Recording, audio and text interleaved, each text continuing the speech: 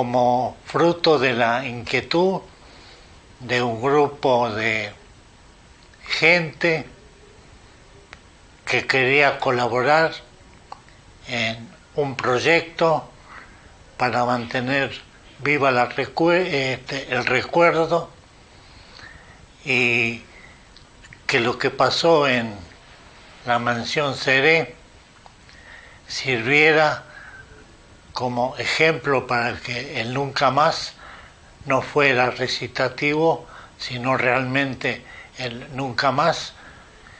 Y aparte de mantener vivo el recuerdo y que sirviera como ejemplo, que se pudiera también hacer fuerza por el juicio y castigo a los culpables. No venganza, no clamamos venganza, clamamos justicia, justicia dentro de la ley. Lo que los ejecutores del terrorismo de Estado no le dieron a los desaparecidos la oportunidad de defenderse, que ellos la tengan y reciban un juicio justo que se merecen, pero un juicio que castigue a los que asesinaron tanta gente. Por eso me parece muy bien todo lo que se haga en recuerdo de nuestros queridos desaparecidos, en recuerdo también de lo que fueron capaces nuestros militares, el más cobarde y horrible de las muertes, el ningunearlo a una persona. Está desaparecido. Bueno, la casa, que es una de las construcciones principales, que es la que está sujeta al proyecto de excavación arqueológica, tenía 2 plantas. Era una antigua casa de fines del siglo XIX, de un estilo arquitectónico bien definido, y de esas casas de techos altos, ventanas altas. Sabemos que además había tenido construcciones más modernas, adjuntadas a la estructura más vieja, y que algunas de esas construcciones más modernas servían precisamente de cuarto de tortura. Que había una cocina, pero que en realidad parte de la comida de los que estaban cautivos era traída desde la 7ª Brigada Aérea. Esto lo sabemos porque se acercó una persona que fue cocinero en ese tiempo de la 7ª Brigada Aérea y que nos dijo que quería dar testimonio de lo que sabía. Él contó que le pedían las raciones. y que cada día le decían, bueno, mándame 7 o mándame 8, mándame 8 y una leche, por ejemplo, lo cual era muy llamativo porque hacía pensar que había algún bebé. Y eso es todo lo que él nos contó. A partir de eso suponemos que había unas raciones que venían de afuera, que venían de la 7ª Brigada, que las traían además en una camioneta o en un coche, y además había una cocina donde se haría comida seguramente para los oficiales que estaban en la casa. En el 75 todavía esta casa estaba en manos del Instituto de Previsión Social de la Municipalidad de la Ciudad de Buenos Aires. En el 76 el intendente va a ser Cacciatore, y Cacciatore, que era intendente de la dictadura, le cede esta propiedad a la 7ª Brigada Aérea para casino de oficiales, y en definitiva queda como centro clandestino de detención a partir del año 76. Empieza a cumplir estas tareas o a cumplir esta función hasta el año 78, hasta el 24 de marzo del 78, cuando se escapan 4 muchachos, y a partir de esa fuga, 7 días después la casa es dinamitada y quemada. Se muda todo el personal que estaba acá y se mudan los detenidos desaparecidos a otras sedes.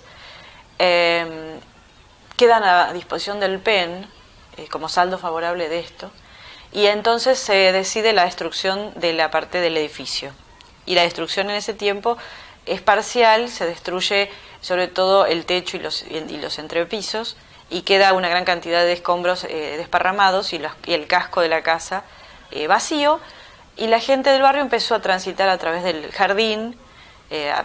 Los alambrados pronto se vencieron y entonces la gente atravesaba el jardín para ir de un lugar a otro, porque el predio es grande y a veces era dificultoso pegar toda la vuelta para ir de un lado al otro del predio. Así que mucha gente empezó a circular a través del terreno como si fuera un baldío cualquiera. Otros no sabían cuál había sido la función. El polideportivo, a mí me hubiera preferido que eso hubiera quedado cuidado, preservado, la mansión, haberla preservado como un lugar de la época del horror, pero haberla a lo mejor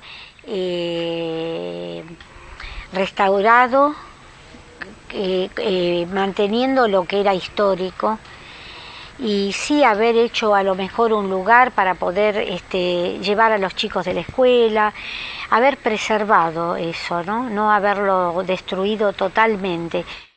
Lo que sucedió es que estuvo esto mucho tiempo como un baldío, y cuando se empieza nuevamente el gobierno democrático, por lo menos formalmente democrático, en el año 85 se firma un comodato para hacer un polideportivo. Entonces el intendente García Silva, intendente de Morón, del gobierno de Raúl Alfonsín, decide destruir las estructuras que estaban en pie.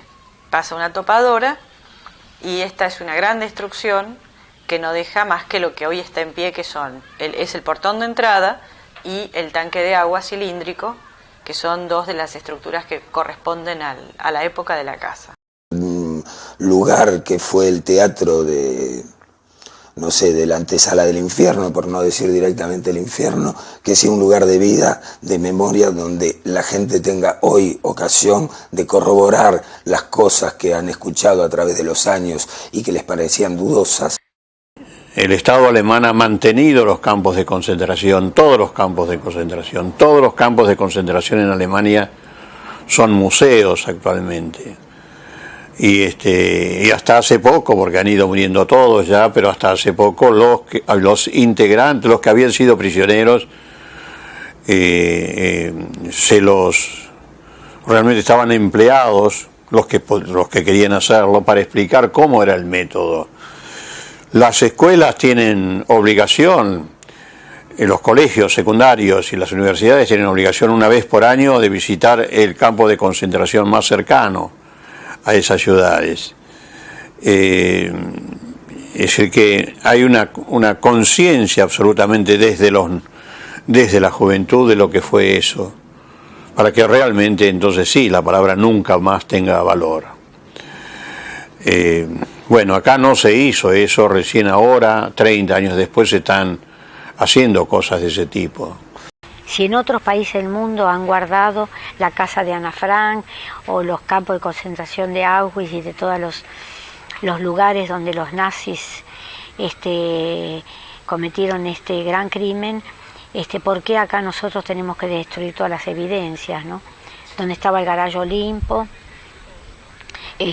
bueno, todos los lugares donde, para que además las nuevas generaciones supieran la historia y vieran los lugares, porque es bueno tener memoria y es bueno saber por qué seguimos reclamando justicia y por qué la cárcel para todos. Nosotros no queremos que los torturen a los genocidas, pero queremos que vayan a la cárcel.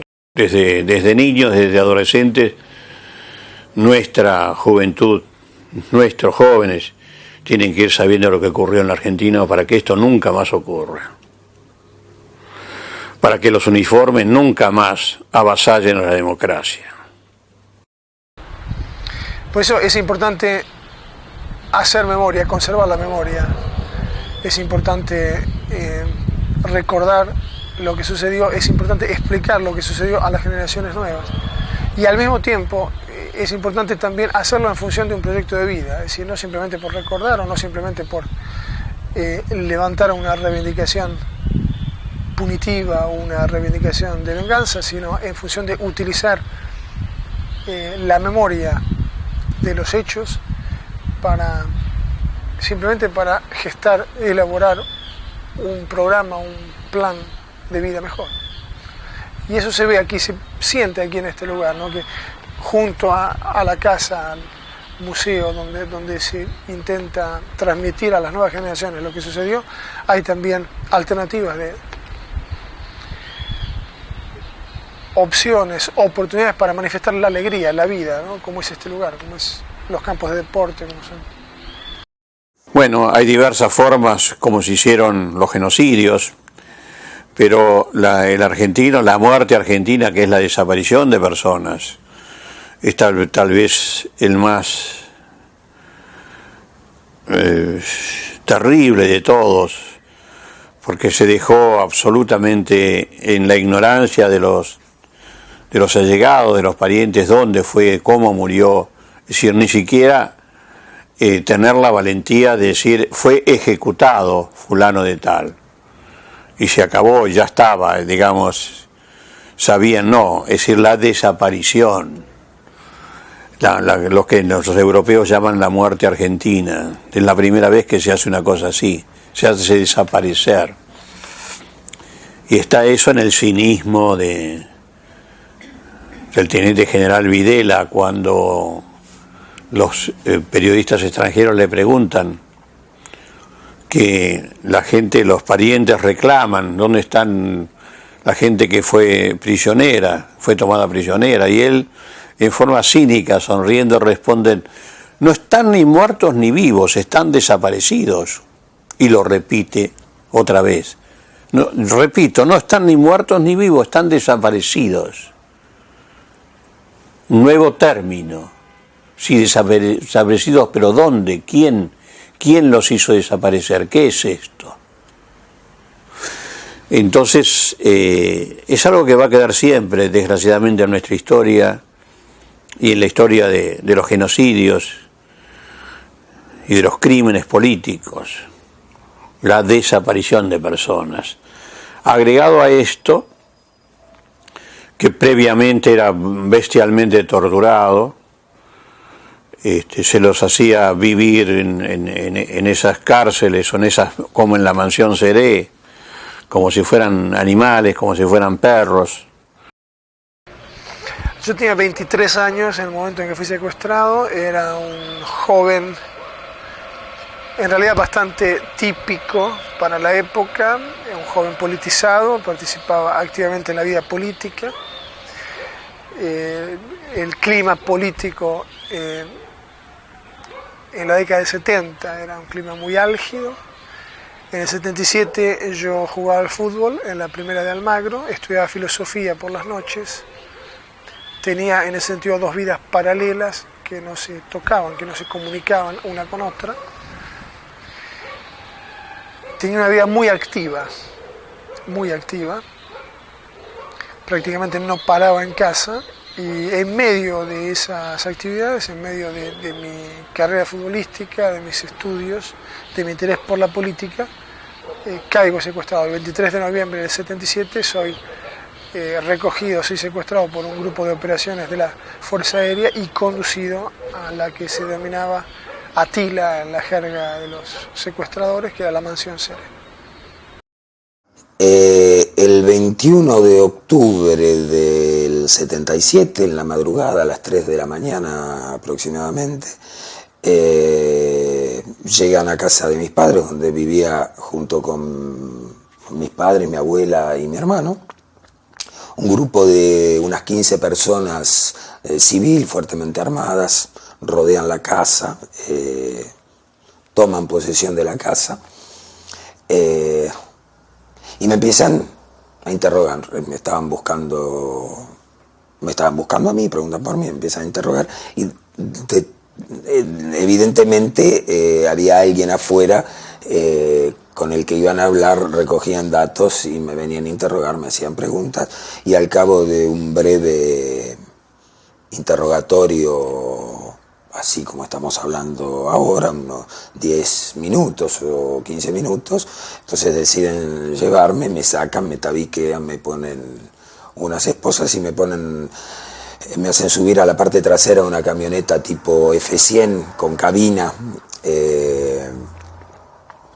me hacen entrar ahí a los golpes, me acuestan en el piso, y arrancamos en el medio de gritos, amenazas. Tiraron al piso de la camioneta, me pusieron una venda, o sea, me tabicaron. Yo noté que cruzamos un paso a nivel inmediatamente al salir ya de casa. Entonces tenía que ser, por supuesto, el paso a nivel de Ciudadela Norte, donde yo vivía, hacia Rivadavia, hacia Ciudadela Sur.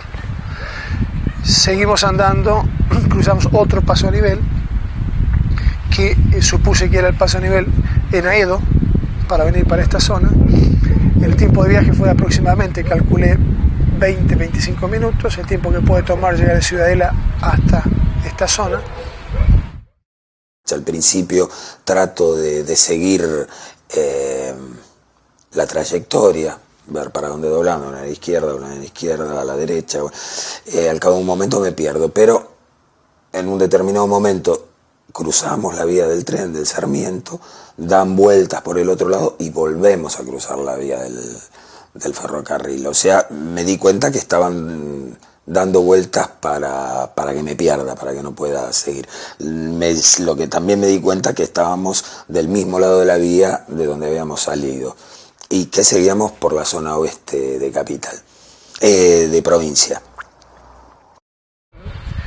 Yo me di cuenta que estaba secuestrado en este lugar, o en las inmediaciones de este lugar, en esta zona, por diversos datos que fuimos recogiendo en el cuarto, diversas observaciones que fuimos haciendo en el cuarto durante el transcurso de la semana, ¿no? Yo estuve secuestrado 120 días, 4 meses exactamente. Por ejemplo, nosotros escuchábamos el traqueteo de un tren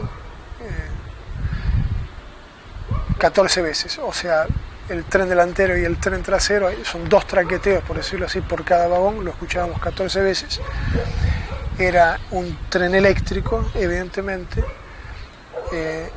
y tenía que ser el ferrocarril Sarmiento, porque en la época tenía 7 vagones, y era el único electrificado de 7 vagones. Escuchábamos este ruido que se escucha de una vía muy transitada, que tenía que ser Rivadavia, pues estaba cerca de la vía.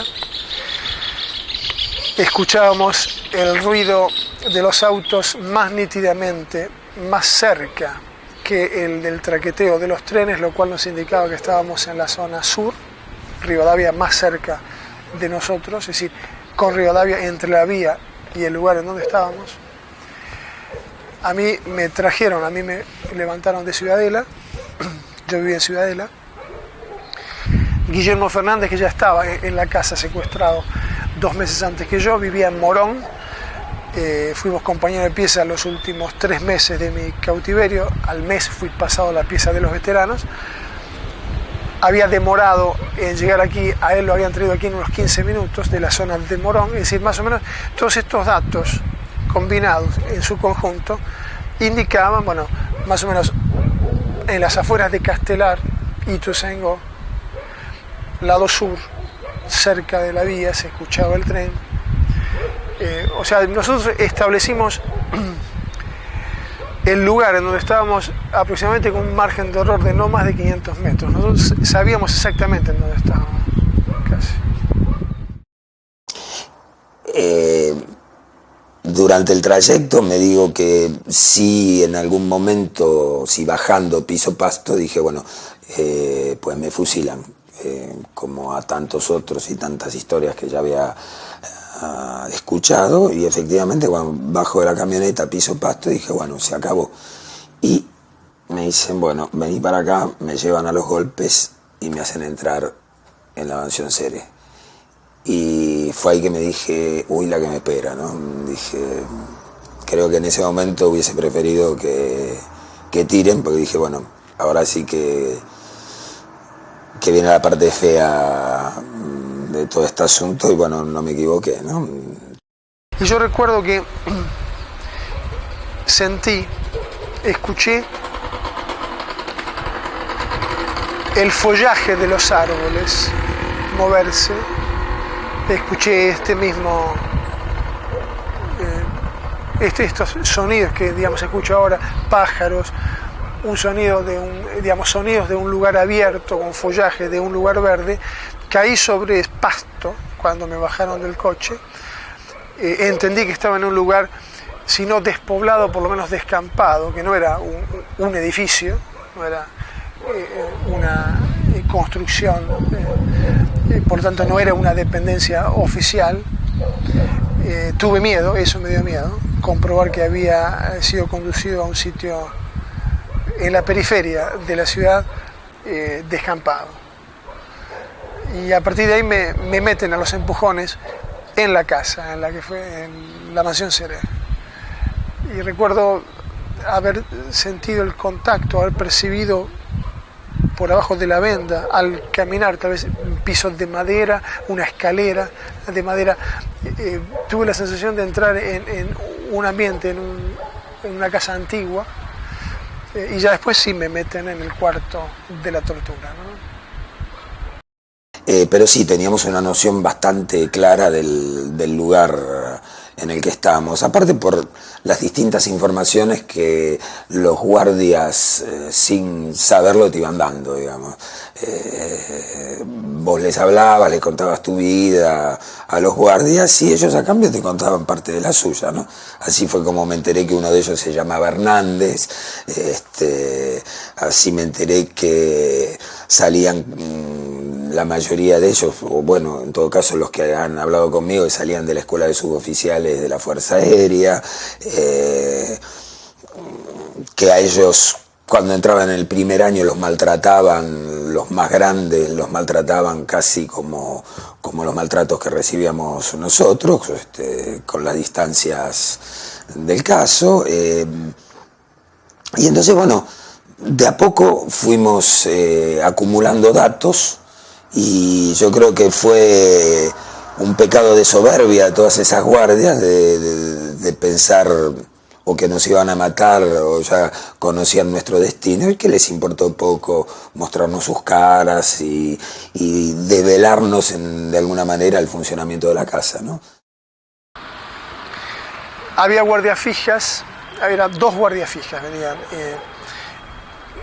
en turno de 3 días, que volvían cada 3 turnos, a los 9 días volvía la guardia fija, estas 2 guardias fijas, y otros 2 turnos que eran completados por guardias casuales, que no eran fijas, que podían rotar, o sea, podía venir cualquiera. Determinadas guardias, tal vez por ser los más jóvenes ahí adentro, yo cumplí 20 años a los pocos días de llegar a la casa, Algunas guardias entonces nos sacaban para las tareas domésticas, servir de comer, limpiar la casa, sacar los otros detenidos al baño, servir la comida, bueno, en fin. Eso me va permitiendo conocer exactamente la distribución de la casa, la población de la casa en los distintos periodos, cuando tener noticias de la gente que iba entrando y de la que iba saliendo, me permiten también conocer el funcionamiento de la casa, porque de hecho al ocuparnos de lavar la vajilla, el baño, pudimos ver que en la cocina, por ejemplo, había una radio como la de los camioneros, con la que comunicaban a la base, y la base llamaba Atila, el lugar en el que estábamos, era el nombre de guerra de la casa, digamos, ¿no? No sabíamos qué fuerza era al llegar aquí, pero hubo un incidente que fue, digamos, protagonizado por uno de los compañeros que estaba en el cuarto de los veteranos, que no ha vuelto a ser visto con vida desde la época. Una de las guardias fijas, los que nos sacaban a la cocina, nos hacían limpiar a veces, le propuso a él llamar a su casa, cederle la línea telefónica para que llame a la casa. Y él habló con la madre esa tarde.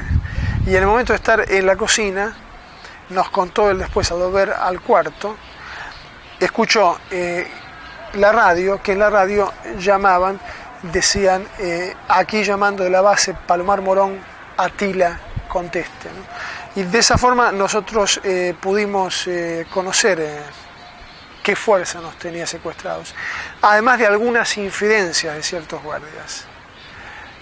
Con Guillermo Fernández, por ejemplo, hubo un guardia que tuvo esa infidencia, un guardia que fue castigado incluso por uno de sus superiores, por su compañero de guardia, su superior, duramente por ser generoso con nosotros, por prepararnos un bife a la plancha para que nosotros comiéramos. Él nos dijo que era de la Fuerza Aérea. La 7ª Brigada Aérea de Morón era desde donde se determinaban los grupos de guardias y la patota que actuaba en torturas y demás, y los interrogatorios. Era la Fuerza Aérea, y además el testimonio de los que aquí estuvieron y sobrevivieron sirvió para justamente condenar a Agosti, que durante el juicio a las juntas hasta ese momento no parecía que la Fuerza Aérea hubiera tenido un gran protagonismo, porque obviamente la Marina y el Ejército mostraban haber sido mucho más virulentos, ¿no? Pero los testimonios que se empezaron a mostrar a partir de la investigación sobre el caso de la Mansión Seré mostraron que la Fuerza Aérea había tenido participación, y muy activa. Por eso fue un error absoluto lo de el juicio que se hizo contra los comandantes en jefe, donde al señor Agosti solamente se le da 3 años, cuando él fue responsable absolutamente de todas esas medidas. También. Bien, hoy pues, se le haría un juicio muy diferente, como se le va a hacer a todos los comandantes, y yo creo que se lo condenaría a prisión perpetua al señor Agosti, no 3 años, que después ni siquiera 3 años, porque vino el indulto de Menem, ¿no? 15 días antes de que me secuestren, recibo una llamada de España de varios compañeros que se habían ido ya hacía un año, estaban viviendo en Madrid, que me llaman todos juntos, se pusieron todos juntos, un alegrón escucharlos, y dije, bueno, esta gente, el chico que me había mandado ahí adentro los conoce. Entonces, si quieren escuchar nombres, le digo, bueno, les doy los nombres de todos estos que están afuera. Entonces, bueno, ahí se tranquilizaron, dijeron, está colaborando viene todo bien. Y bueno, fue así como, incluso, bueno, mientras me estaban dando máquina dije sí, ¿no?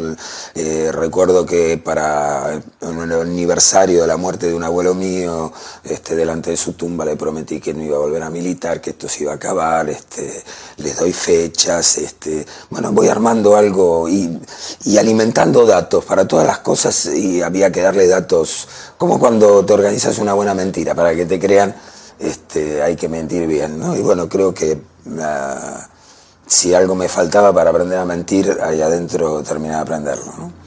El método estándar de interrogación era la llamada, digamos, picana eléctrica, pequeña Lulú, la llamaban aquí en la jerga de la casa. Y luego estaba el castigo periódico, con trompadas, patadas, que formaba parte ya de la tortura recurrente, de la tortura menor, si uno quiere expresarlo de esa forma recurrente, que la patota realizaba cada semana o cada 10 días, digamos, hacía un periplo por todos los cuartos para mantener el clima de terror, de incertidumbre, de inseguridad en la casa. La patota era el grupo operativo, tenía un jefe llamado Huguito, que debía ser un oficial joven, un tipo de cultura que había hecho estudios sin ninguna duda, manejaba datos, tenía una conversación de un universitario, digamos. El resto de la patota, pues había un poco de todo. Cantidad de los miembros de la patota, uno los podría asociar hoy con los barra bravas, tanto por el humor como por la manera de proceder en el momento de pegar o de intervenir. Eran ellos los que se encargaban de los interrogatorios, de las torturas, de ir a buscar a la gente y de llevarlas de la casa, sea para liberarlas o para matarlos.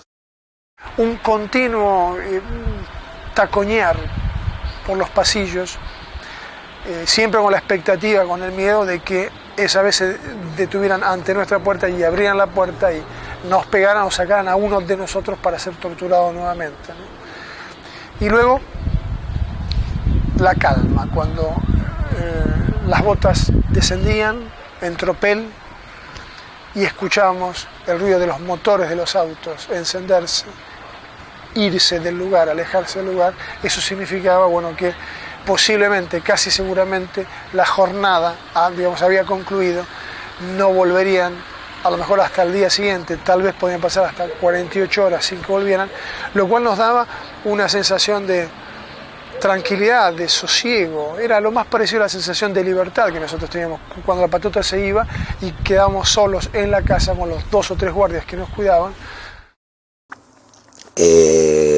Las guardias por lo general no interrogaban, salvo algunas que se tomaban el derecho de hacerlo, pero bueno, en definitiva los interrogatorios corrían por parte de Huguito y la patota, ¿no? Ellos, su misión era cuidarnos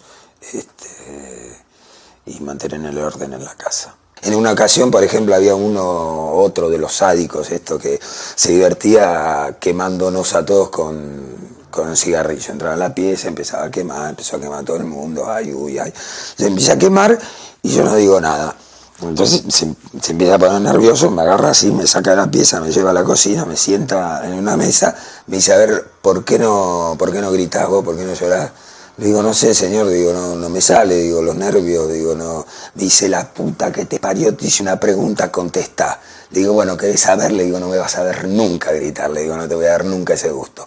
Y me dice, bueno, eso es una respuesta. ¿Querés un cigarrillo, mate? Y a partir de ahí no me tocó más. Entonces, era eso también que había que entender, y yo creo que el hecho que me hayan sacado de la pieza, que me hayan permitido entrar en las otras piezas y ver la actitud que teníamos todos, de por favor señor, creaba, incluso hasta para mí, ahí me di cuenta de la repulsión que uno creaba, intentando darles lástima. Dije, no, a esto no hay que parecerse, hay que hacer exactamente todo lo contrario. Ese fue, por ejemplo, un tema que se vio claramente después en la discusión que se produjo en el cuarto, en el momento de planear la fuga y de decidirse por fugarse.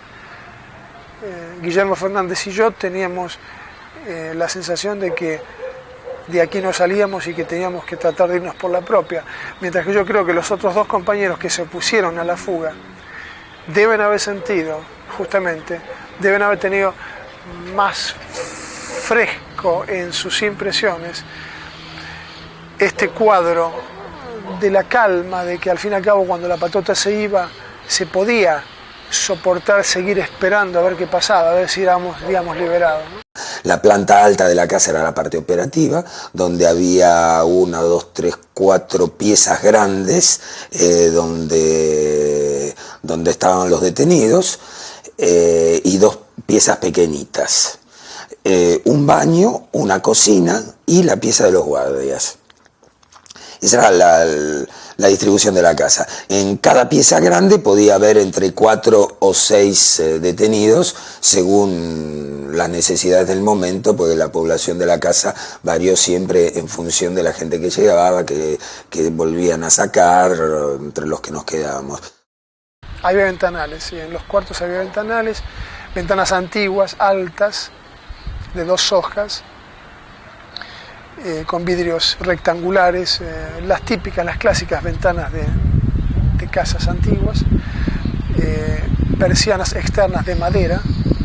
Las ventanas estaban pintadas por lo de afuera de cal, para que no pudiéramos ver hacia afuera. De todas formas, en la pintura siempre había alguna rasgadura o alguna por la cual podíamos ver hacia afuera. Cuando nos acercábamos a la ventana, corriendo el riesgo de ser descubiertos y de que nos castigaran, podíamos ver un poco. Es decir, yo recuerdo haber visto la calle lateral, algunos árboles, el follaje. De esa forma yo tuve una impresión visual también, aunque limitada, por ejemplo, de la distancia que nos separaba desde la casa hasta la calle lateral. Han creado un clima de terror cuando por ahí algún despistado pasaba por la casa, por el predio de la mansión, paseando un perro o andando en bicicleta, o los amenazaban, les apuntaban con armas, y evidentemente la gente se alejaba, ¿no? Y años más tarde, bueno, me enteré que, bueno, evidentemente sospechaban que algo raro pasaba, porque de otra manera, pero nadie sabía realmente qué hacer ni a quién ir a quejarse, ¿no?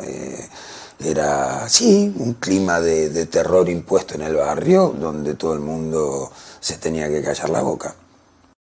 Escuchamos a veces algún guardia gritar, espantar a los gritos, amenazante, a algún vecino que se acercaba demasiado aquí a la casa, que pretendía cortar camino, tal vez pasando por el medio del predio. Mientras estaba detenido, recuerdo que una de las guardias comentó que una vieja loca vino a golpear la puerta, se había acercado hasta la casa también a preguntar, ¿no? Y claro, en un primer momento cuando estábamos adentro no sabés por qué vino a golpear ni qué es lo que quería, porque tampoco había datos que evidentemente no te los daban, ¿no? Yo estaba como loca, porque yo decía, ¿dónde estará mi hijo? ¿Estará ahí? ¿Lo habrán llevado ahí? Además, ¿quién estará ahí? A ver, yo no podía, una cosa que era una locura. Un día me agarro una canasta que tenía yo del pan, así, y había un portón abierto siempre ahí, que era donde entraban y salían los coches. Y porque yo no sé uno de dónde saca el coraje, pero es así, te llevan un hijo y entonces, bueno, agarré un canasto y me meto por ahí, entre paréntesis, cuando me voy metiendo ahí, los vecinos que me habían visto estaban aterrados. Decían, ¿qué va a pasar con esta mujer ahí adentro? ¿Qué va a pasar? Un vecino que vio que yo entraba me dijo, señora, no se meta acá. No, digo, es un momento nomás. Yo no quería decir ni qué, ni por qué, ¿no? Me meto, me voy caminando despacito hasta el fondo, por la huella de los autos, y me voy metiendo. Las persianas estaban cerradas, pero eran persianas muy viejas, y entonces había la parte esa movible de la persiana. Yo notaba que me estaban mirando por ahí. estaba entreabierta. Entonces voy golpeando las manos. Mientras yo iba golpeando las manos, no pasaba nada, no se escuchaba nada. Cuando me fui y llegué al fondo, llegó al fondo y yo golpeaba las manos, no pasaba nada. Y en una de esas se abre una persiana de lo que era el primer piso y sale un tipo por la ventana con una camisa azul bien tipo de milico, peinado así aparente de limpio, ¿no? Y que recién se ve que se había mojado el pelo, así, una cosa así. Me dice: señora, ¿qué quiere usted acá? No, digo, mira, yo vengo a averiguar si la casa esta está en venta porque yo quiero poner un hogar de ancianos y me dijeron que esta casa pertenecía a la municipalidad, pero que estaba a lo mejor en venta. No, esta casa no está en venta, no pertenece a la municipalidad, pero váyase enseguida, inmediatamente. No, pero mire, no se enoje, señor, no se enoje, yo vengo a preguntar si está en venta la casa. Porque no, yo la veo que esta casa no está habitada, los vecinos no me saben decir qué pasa, me dicen que a lo mejor se vende. Y yo quiero poner un hogar de ancianos, un tipo geriátrico, algo para que esto tiene este parque hermoso, para que la gente mayor pueda salir. Váyase, señora, váyase. Y había un cañito que salía de una canilla ahí, se ve de alguna, como para regar, iba a parar al sótano. Ahí el sótano se veía una reja y pasaba el cañito ese que se ve que tiraban agua cuando les venía bien. Y entonces cuando el tipo me estaba contestando así, uno de adentro, que no llegué a verle la cara, le dice: basta, cerrá la persiana, no le des más pelota, qué sé yo, basta, echala a esta mujer, ¿no? Y yo gritaba, hablaba en voz alta por si había chicos ahí que me escucharan, que alguien entraba, que... Pero no, mire, dígame, pero no, explíqueme a dónde puedo ir a ver quiénes son los dueños de la casa. Váyase, señora, váyase. Pero no, dígame quiénes son los dueños, a lo mejor puedo comprarla. Bueno, ahí ya se puso mal, estaba el tipo enfurecido. Bueno, váyase, le digo que se vaya. Y yo ya vi que era imposible seguirse quedando ahí. Igual, de cualquier manera, ahí en ese momento no me hubieran hecho nada, porque estaba muy al aire libre, los vecinos estaban tan atentos que yo había entrado porque estaban desesperados. Y se nos ocurría que de la misma forma que nosotros escuchábamos las voces simplemente de los chicos hablando, las risas de los chicos escuchábamos, recuerdo, en la calle lateral, de la misma forma los vecinos que tenían sus casas sobre la calle lateral tendrían que escuchar los gritos que nosotros pegábamos al ser torturados. Muchas noches los vecinos escuchaban cómo sonaban los tiros y también los gritos. Yo hice todo un relevamiento de esa zona en un momento, acompañada de un grupo de Amnistía Internacional. Y bueno, los vecinos contaron los horrores que vivían. Pocos vecinos quisieron dar testimonio. La gente todavía, cuando fuimos a hacer ese relevamiento, tenía mucho miedo, tenía terror de hablar. Y algunos me cerraban la persiana de su ventana. No, yo no sé nada, no me acuerdo, no escuché. Sí, señor, mire, señor, yo quería preguntar si ustedes se acuerdan algo de cuando acá estaba la mansión Serén. Yo tengo un hijo desaparecido y nosotros queremos tener... ¿Sabe por qué le digo? Porque no era un monte, no sé nada. Pero no oían nada, no oían nada. No me quiero meter, señora, porque tengo miedo a resultar. Todavía seguimos con ese miedo, es eso. Sí, señora.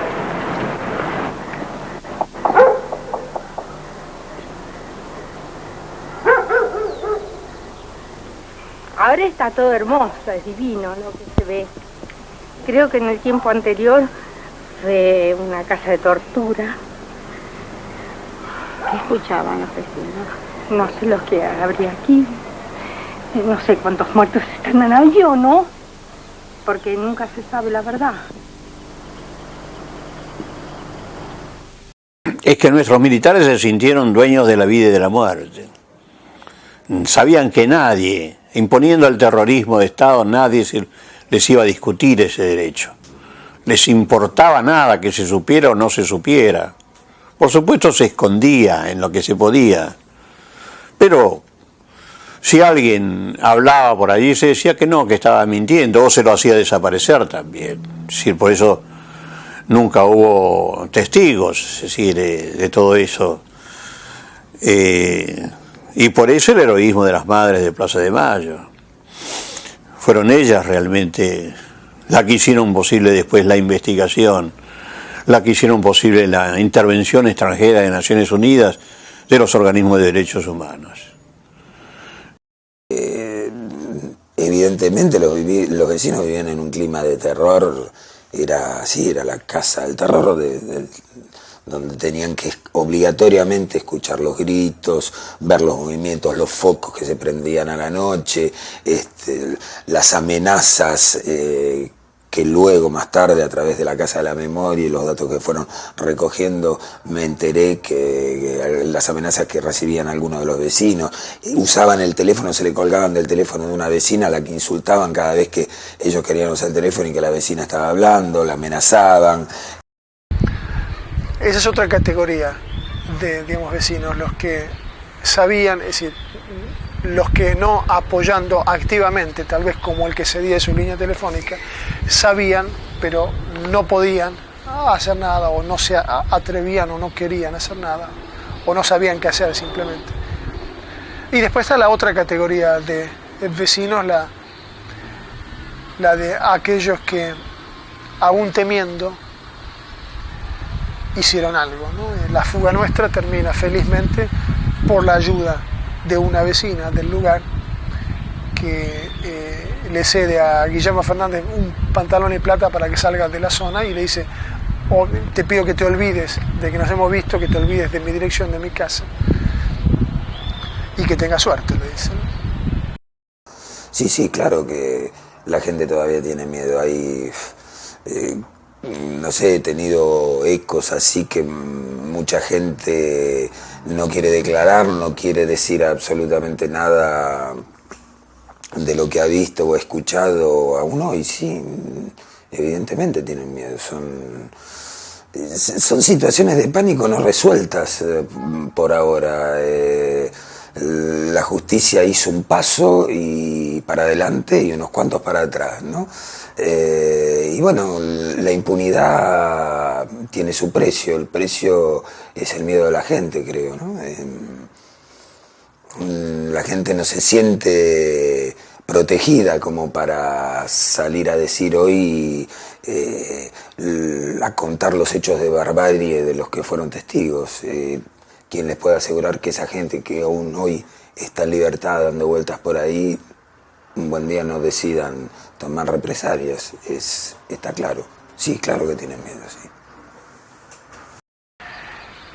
Yo creo que en ese sentido el juicio a las juntas ha cumplido también el objetivo de develar el misterio, es decir, acabar con las especulaciones acerca de lo que pasaba aquí. Se ha podido saber más o menos a ciencia cierta lo que sucedió aquí en la casa, lo cual contribuye a desmitificar un poco la historia y el sitio, ¿no? A partir de que nuestra situación se complica, a partir de que uno de los secuestrados, comprobamos luego, empieza a trabajar en nuestro cuarto para la patota, ¿no? Además de que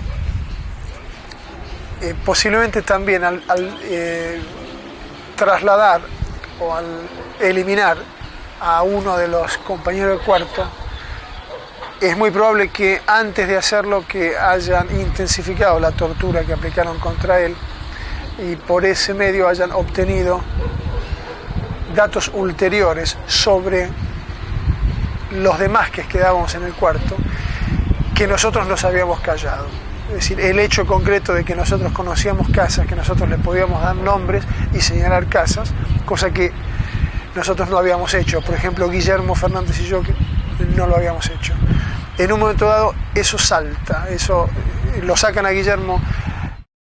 Un día me viene a buscar a la pieza Raviol, uno de los miembros de La Patota, y extrañamente con respecto a sus costumbres, me saca sin pegarme, hablando bien, sin gritar, me lleva a una pieza, me hace sentar en una mesa, y una voz que hasta entonces no había escuchado, me pregunta cómo estoy, si me tratan bien. Entonces, en determinado momento creí que era un médico. Entonces empecé a contar las lastimaduras que tenía, las últimas quemaduras de la picana se estaban infectando, que esto, que lo otro. Y me dice, no, en un momento me para, me dice, no te confundas, yo soy el juez. Y dije, bien, digo, me blanquean, me pasan al PEN, a disposición del PEN. ¿No? Les digo, me van a trasladar, me ponen a disposición del PEN, me dice, no, yo soy el juez, el que decide si a vos te matamos o si seguís vivo. Dije, digo, bueno, ya cambiaba el asunto, ¿no? Entonces me empieza a decir que estaban cansados, que les había metido mucho, que esto, que el otro, no les había dado datos, que bueno, que en definitiva los tenía hartos, que me daba 10 días, una semana, 10 días para reflexionar, que piense bien lo que les iba a decir, que al cabo de esos días él iba a volver, me iba a volver a interrogar, y si los datos que les daba lo dejaban satisfecho, bien, y si no, me dice, te entrego a Raviol, y vos sabés que hay formas de morir que pueden ser extremadamente dolorosas. Y yo dije, bueno, dentro de 10 días yo no tengo que estar acá. Entendí perfectamente que así les cuente lo que les cuente, mi destino estaba sellado, ¿no? Ahí se empieza a gestar el plan de fuga, sobre la base de la necesidad de una alternativa. Ahora, en la pieza éramos 4, solo no me podía ir. Había que convencer a los demás. Entonces lo voy a ver a Tamburrini, me acerco de Tamburrini en la pieza, le cuento mi charla con el juez, le digo, mira, yo estoy jugado. Y Tamburrini, con su locura y su paranoia, me dice, viste, yo te decía que nos van a matar a todos. Le digo, bueno, hoy estoy convencido. Me dice, me voy con vos. Dicen, nos vamos. Le digo, bueno, no nos vamos, pero hay que convencer a los dos otros. Y ya era como más difícil, ¿no? Entonces les cuento a los otros 2 que me habían dicho que nos iban a matar a todos. En definitiva, alargo mi caso para todos. Les digo que estábamos todos condenados, que era una cuestión de días, que había que irse, que sí, que no. Bueno, empiezan unas discusiones de nunca acabar, hasta que, bueno, mal que mal vamos forzando la mano, vamos teniendo más elementos que ellos para convencerlos de que sí, que evidentemente nos quedaba poco tiempo ahí adentro, y empezamos a pensar un primer plan de fuga. A los pocos días volvía la guardia de los chicos estos que escuchaban música, con la cual yo tenía una relación fácil, vamos a decir. Y entonces, bueno, eran 3 los que venían. 2 de ellos al mediodía se iban a buscar la comida y quedaba uno de guardia solo en la casa. Los otros volvían con la comida que iban a buscar al cuartel. Entonces la historia era que teníamos que pedirle al guardia que quedaba solo que a ver si por favor nos sacaba al gallego García y a mí, para tomar un poco de aire, que le limpiamos la casa, que si queríamos, entonces, bueno, ir a la cocina, empezar a arreglar las cosas. Yo iba a agarrar la plancha con la que se cocinaba la carne, el gallego tenía que hacer diversión por otro lado y por el otro lado hablarle, y la cuestión era dormirlo de un planchazo al guardia, desarmarlo, robar las armas que estaban en la pieza de los guardias, ir a esperar a los otros dos que iban a llegar con el coche y la comida, reducirlos abajo, abríamos las puertas de las otras piezas y nos íbamos con el coche. Sencillísimo, era todo. Pero bueno, se van los dos a buscar la comida, golpeamos la puerta, le pedimos al tío que nos saque de la pieza, nos saca de la pieza. Empezamos a arreglar la cocina, tengo la plancha en la mano y en ese momento García me dice que no, le digo, anda del otro lado, digo así, pues claro, él estaba ahí mirándonos, yo estaba con la plancha en la mano, empezamos a cabecearnos así, el otro claro ve que hay algo que no funciona, dice, ¿qué pasa? Y me quedé con la plancha en la mano y no le pude dar el planchazo y me agarró una angustia, dije, bueno, chau, digo, se acabó, acá, cuando llegan los otros me meten en la pieza de nuevo, y me agarró una desesperación. Y después se plasma en forma más concreta por una feliz coincidencia, que es que en una de esas salidas periódicas para limpiar los cuartos de la planta alta o los cuartos de la planta baja, Guillermo encuentra un clavo en el piso, en un rincón de un cuarto.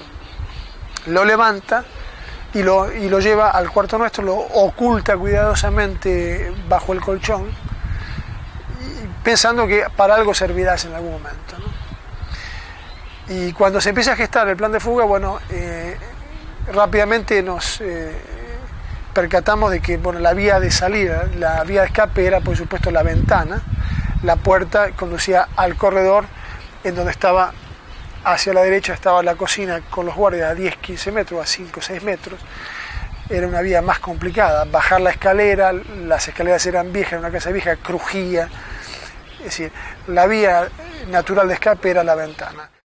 Las piezas donde estábamos había unas puertas, ventanas grandes, que no tenían manija, pero las manijas quedó un taruguito con un agujero. Y tengo el clavo en la mano, digo, ya está, tengo otro plan. Entonces García y el otro me miran así, le digo, el clavito, digo, abrimos la ventana, me dicen, no, vos estás totalmente loco. Bueno, y otra vez empezamos una discusión enorme, y cómo vamos a bajar, estamos en un primer piso. Le digo, tenemos mantas, atamos las mantas, colgamos las mantas y bajamos por las mantas, digo, como en las películas, digo, dice, no, estás loco, qué sé yo.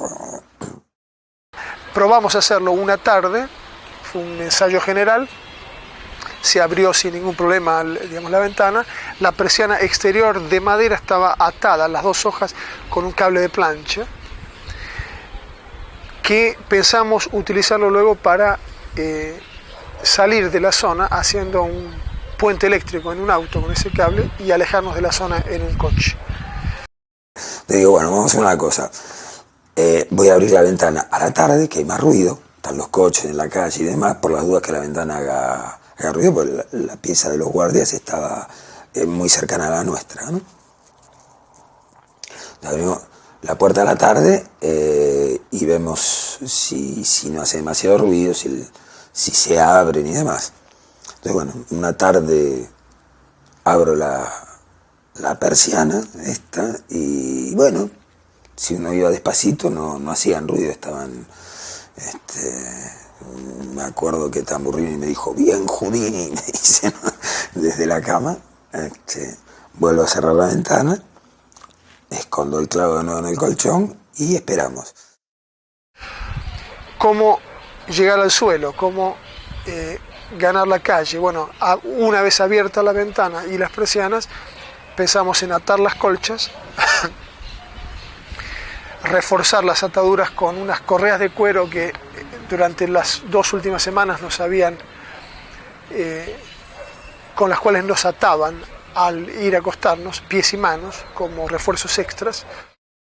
Llega el turno de una guardia metódica, la que llamamos guardia metódica, muy profesionales en ese sentido, no te castigaban, pero eran estrictos, una disciplina y adentro ningún tipo de libertad.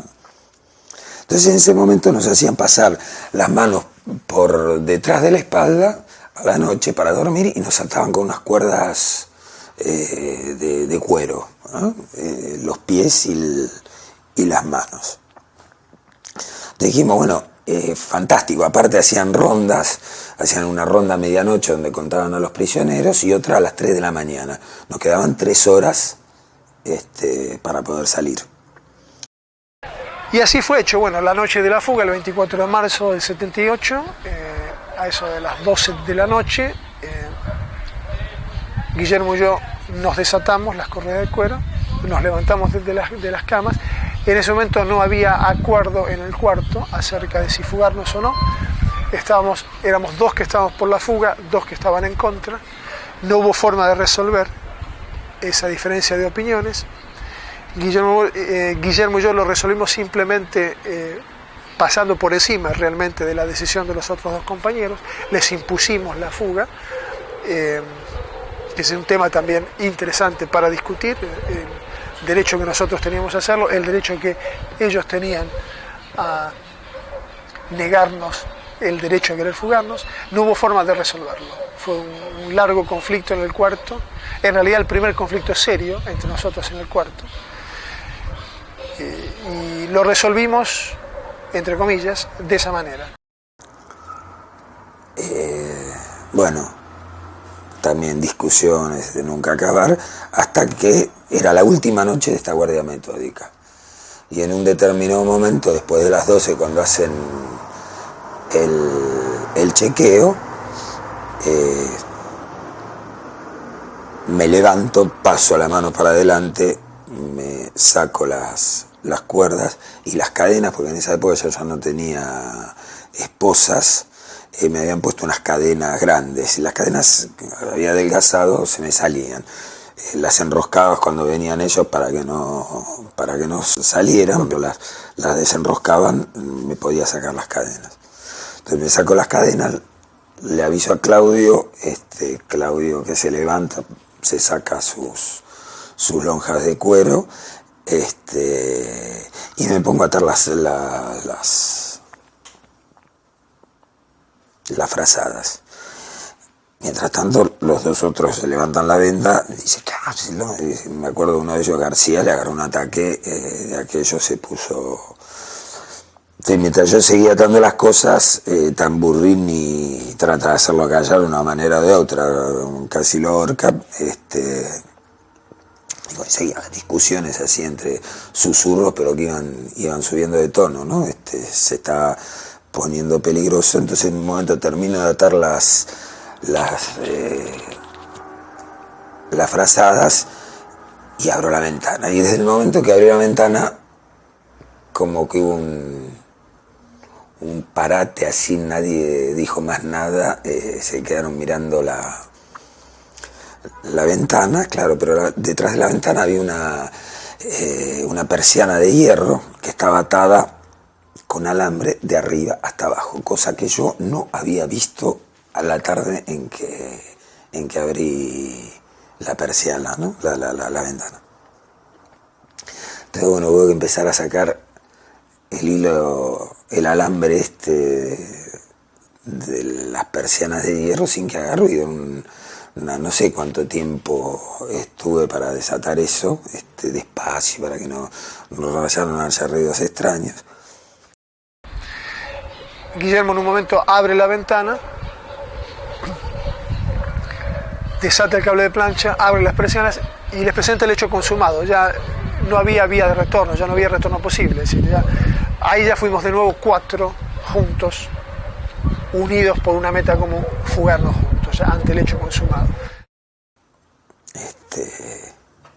Abro la persiana, voy al balcón, ato las frazadas al pie de una baranda que había, y Tamburrini tenía que bajar primero porque era el más grande, y como las frazadas habíamos calculado que no iban a llegar hasta abajo, entonces podía agarrar a los otros, ayudar a bajar, digamos, ¿no? su estatura. Russomano no esperó, salió, disparó primero, bajó el primero, cayó. Y aparte, yo estaba convencido que abajo estaban los perros, había perros atorrantes a los que le daban de comer. Bueno, que estaban o no estaban, pero cada vez que había alguna cosita abajo ladraban. Yo estaba convencido que los perros iban a ladrar, pero dije, bueno, es mejor eso que esperar que vuelvan a interrogarme y demás, ¿no? Ese día los perros no estaban. Entonces baja Russomano, baja Claudio. En el momento en que García empieza a bajar, se queda atascado con las cuerdas y las esposas. Entonces le ayuda a deshacer el nudo ese que se le había hecho. Y mientras está bajando, volvía dentro de la pieza y con el clavo escribí en la pared "Gracias, Lucas". No sé, una de esas cosas. Dije, bueno, si en algún momento alguien lo lee, digo, Lucas la va a pasar muy mal, ¿no? Y bueno, nada, escribí eso, bajé, nos encontramos abajo y salimos corriendo a través del campo, del predio ese hacia la calle. A mitad de camino, antes de llegar a la calle lateral, pasa un auto, nos tiramos en el campo, en el césped. En ese momento pasó un coche, entonces nos tiramos, el pasto estaba alto, nos tiramos al piso. Yo giro la cabeza y veo la ventana del cuarto abierta de par en par, con las hojas de las persianas abiertas, la luz de la ventana que salía, un halo de luz que salía, y la cuerda, la soga, pendiéndose, mecida por el viento, digamos, en el medio de ese halo de luz. La luz que salía de adentro de la pieza y las frazadas que se movían así en el medio de la noche. Y años después, hablando con Tamburrini, le cuento esta imagen, me dice, a mí me pasó lo mismo. Y cuando nos tiramos al piso, lo primero que hice fue mirar para arriba a ver si había alguien, si alguien ya se habían dado cuenta de algo. Dice, y también vi las frazadas.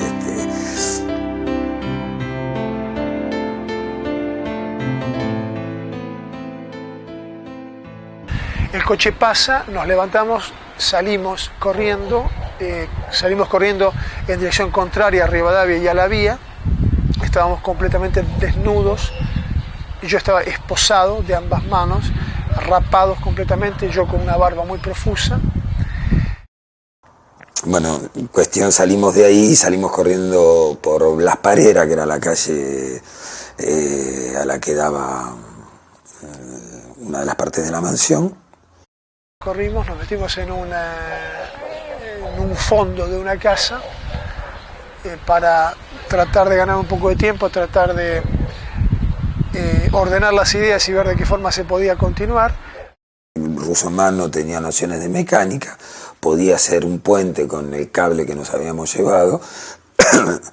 Yo tenía como tabique una camisa, dije, bueno, me pongo la camisa, ustedes se tiran abajo, roban el coche, salgo manejando en pelota, pero con la camisita, digo, arriba del coche no pasa nada.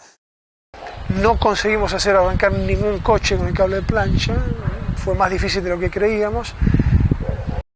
Bueno, pues estábamos tan débiles que quisimos robar varios coches, rebotábamos contra los vidrios, imposible romper un vidrio, no sé, hicimos 4 o 5 tentativas de robo. Tuvimos que salir corriendo porque nos gritaron de la casa, de adentro, creyendo que éramos ladrones, simples ladrones de auto.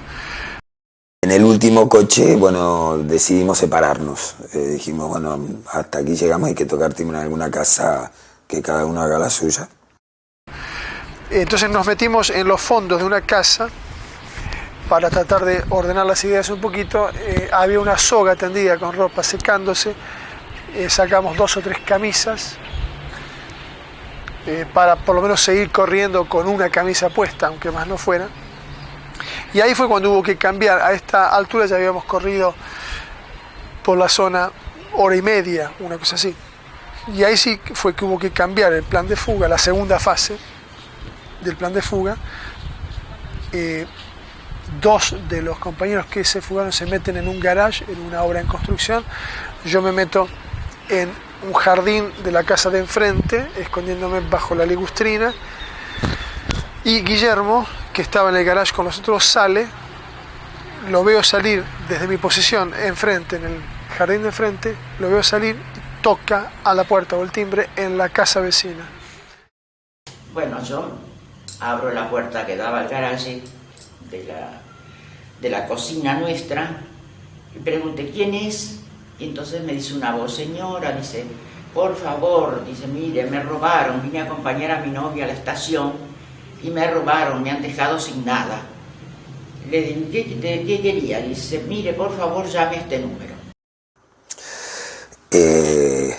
Cuando me contestan a través de una ventana en esa casa, les digo que había acompañado a mi novia, que me habían robado, que me agarró una patota, que, digo, miren cómo me dejaron, estoy desnudo y demás, digo, por favor llamen a la casa de mis padres. Mis padres se habían ido por primera vez desde que me habían secuestrado de fin de semana a la costa, y no estaban. Me dice, no contesta nadie, dice, no quiere que llame a la policía. Le digo, no señora, digo, estoy sin documento, digo, hasta que sepan quién soy me voy a pasar la noche en la comisaría, digo, prefiero irme así. Me dice, bueno, entonces mientras tanto me dio un pantalón y algo de dinero. Mientras él hablaba, yo miraba, me pareció que pasaba otra persona así de costado, pero no presté más atención, me pareció y listo. Le digo, ¿y qué? Bueno, me repitió el número, media dormida, como 3-4 veces, entonces lo localizamos de 222, ¿no? Vamos a ver, qué sé yo, el número ni me lo acuerdo más, 40, 50 y así. Dígamelo así, dígamelo 3-4 veces. Vamos, mi hija se había levantado, llama, no contesta. Estuvimos un rato llamando, nada. Entonces me vuelvo y le digo, mira muchacho, no contesta. Dice, insista señora, insista por favor.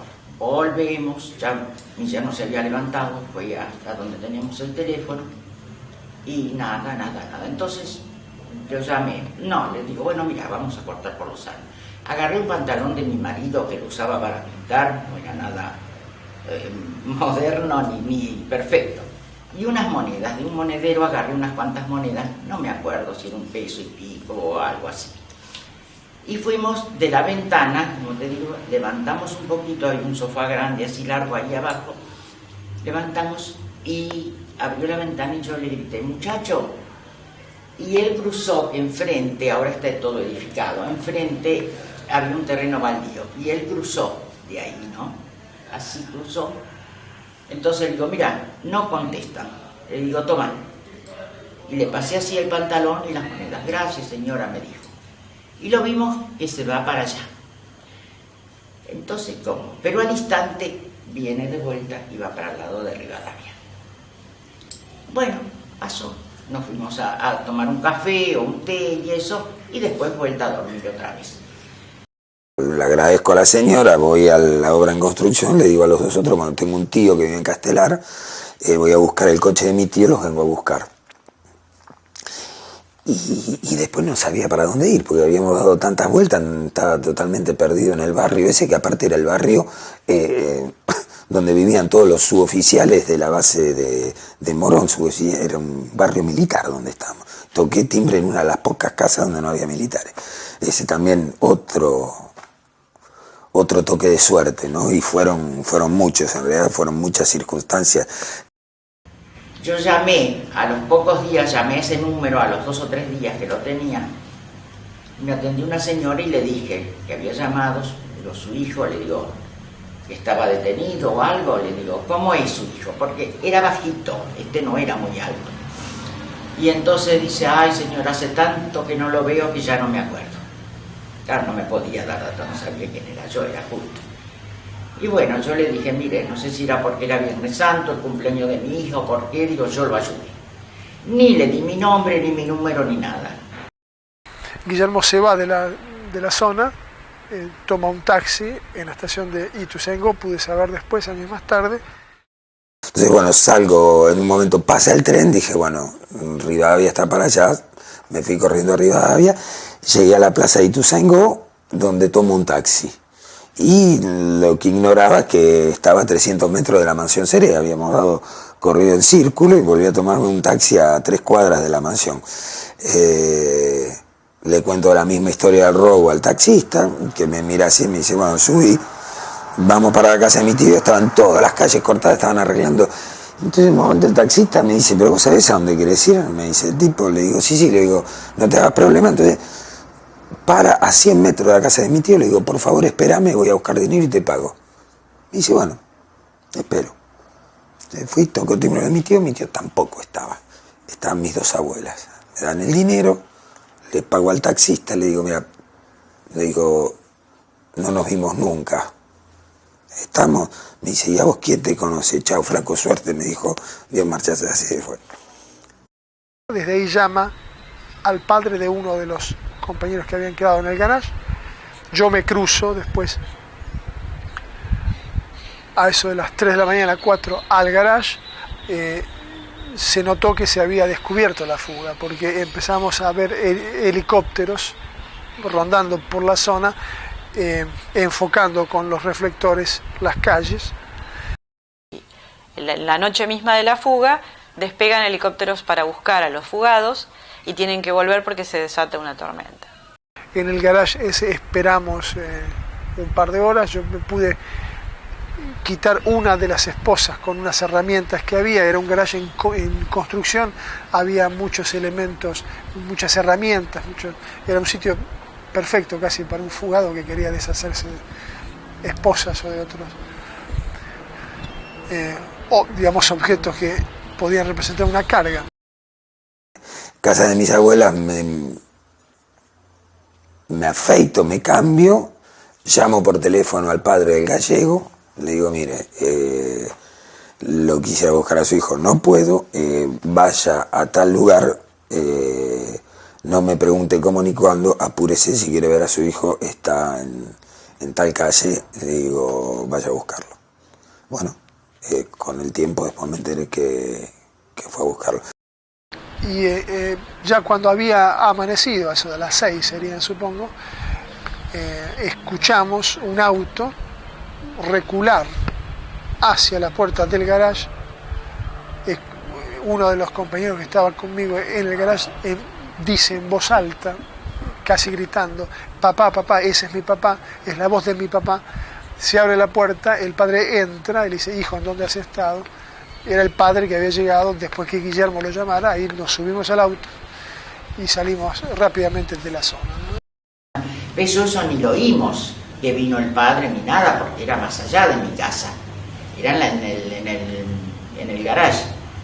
Y bueno, el padre entró así de marcha atrás, subió el auto y lo subió. Subieron ellos, ya para esto Claudio había cruzado y bueno, y lo llevó.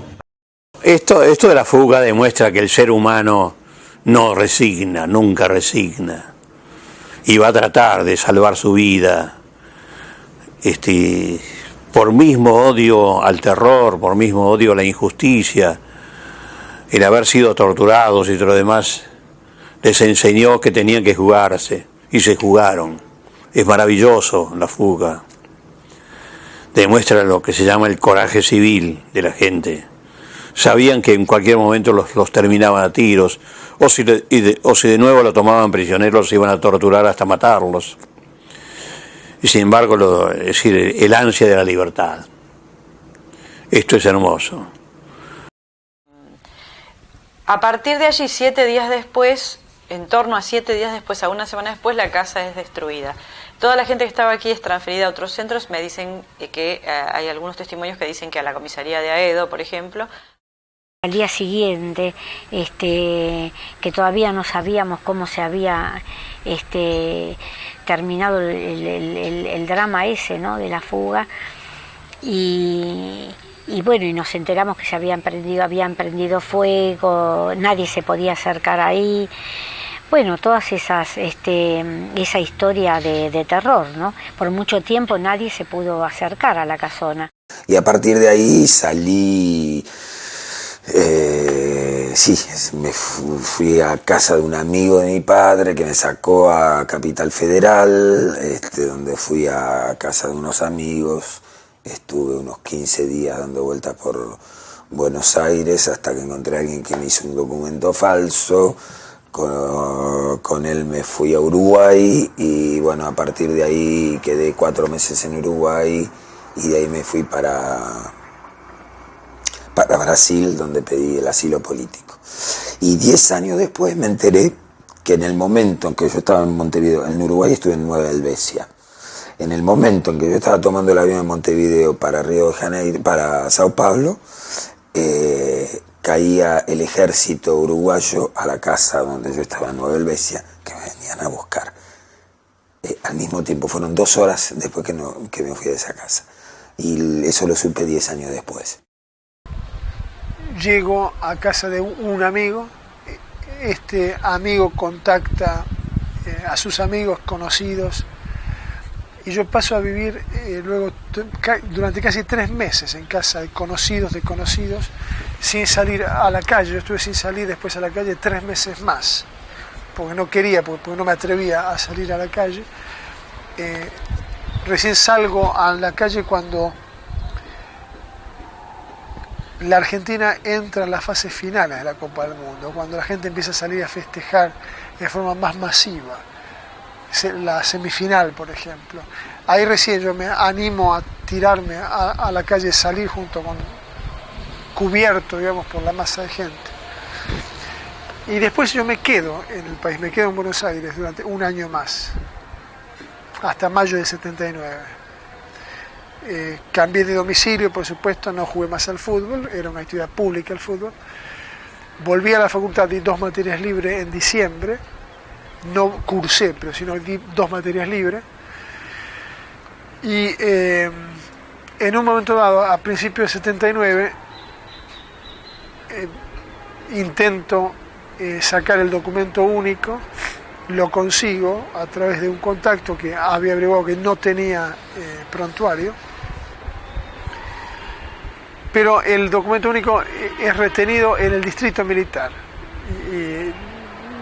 Diciendo que lo tenía que ir a buscar yo personalmente. Y ahí me decidí, digamos, en realidad no sé lo que me hizo quedarme 1 año más.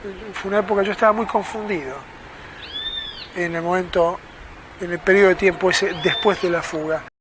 Bueno, no sé, llegué a Brasil y me pareció haber llegado al paraíso terrenal, era todo volver a vivir de una manera exuberante, era, ¿no? En Brasil me dieron el asilo político desde París, desde Francia. Me fui a Francia, donde estoy viviendo desde fines del 78. Bueno, llegando a Francia conocí a un grupo de argentinos que estaba viviendo allí. Uno de ellos hacía teatro, hacía títeres en la calle y había empezado a hacer títeres dentro del metro. Empezamos a hacer títeres dentro del metro de una forma de sobrevivir, de ganar dinero, y aparte funcionaba, era maravilloso. Encontré cantidad de gente, entre otros Cortázar. Bueno, no sé, un día nos encontramos, a Cortázar lo encontramos en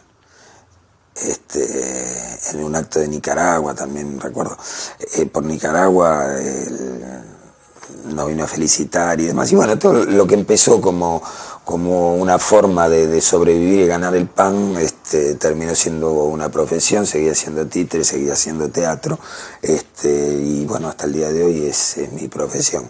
Yo a veces converso con gente que se vio conmigo durante ese año y me dicen que yo estaba realmente perseguido, me sentía perseguido, aparte con buena razón. Estaba muy exaltado, muy nervioso, y por alguna razón me quedé 1 año y 2 meses más después de la fuga.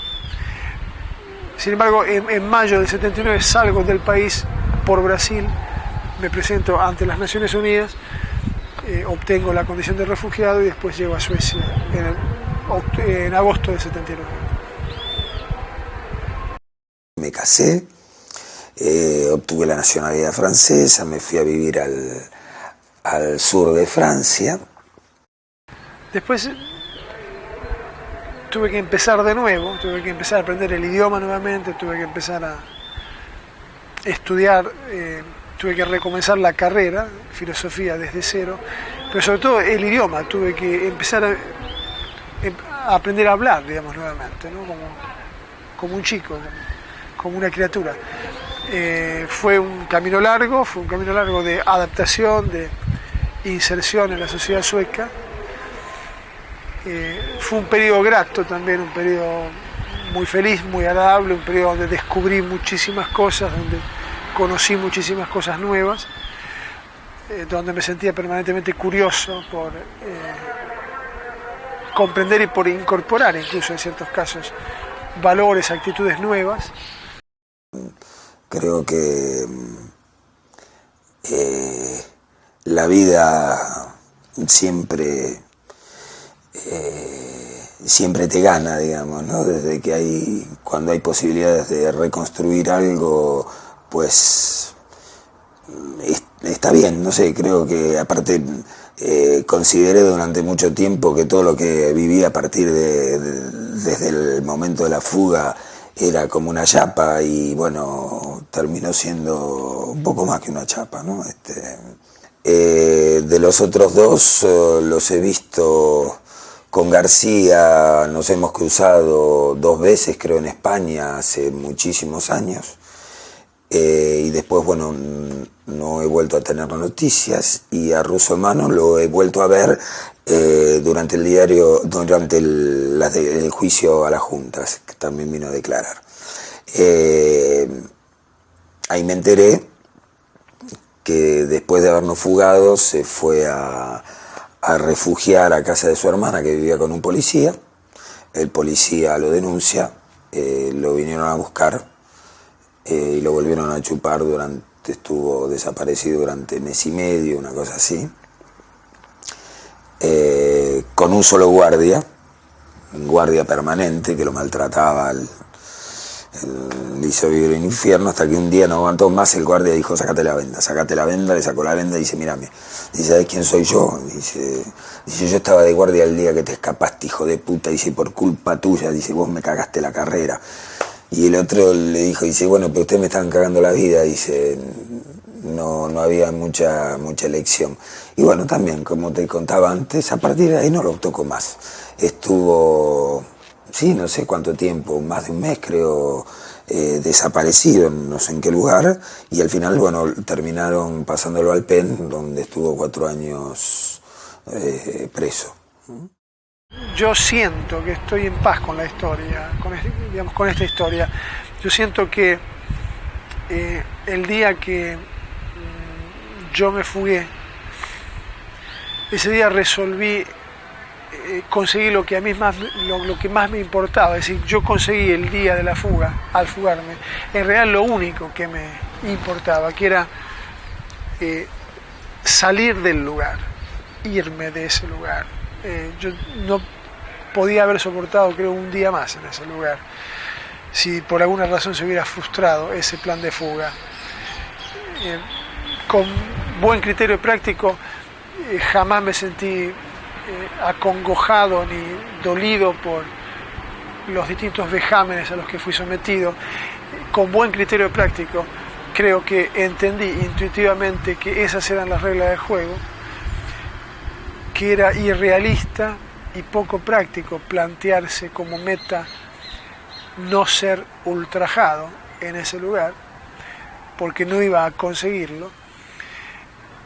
Y con buen criterio práctico creo que me planteé la meta de salir de aquí sea como sea, es decir, no salir de aquí sin ser vejado, porque era un imposible, pero salir de aquí.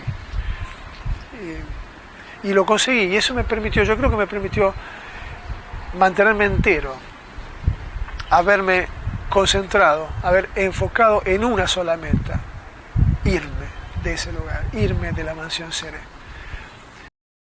Siempre consideré que en un determinado, de una determinada manera nosotros no habíamos sido víctimas, nos tomamos nuestra revancha.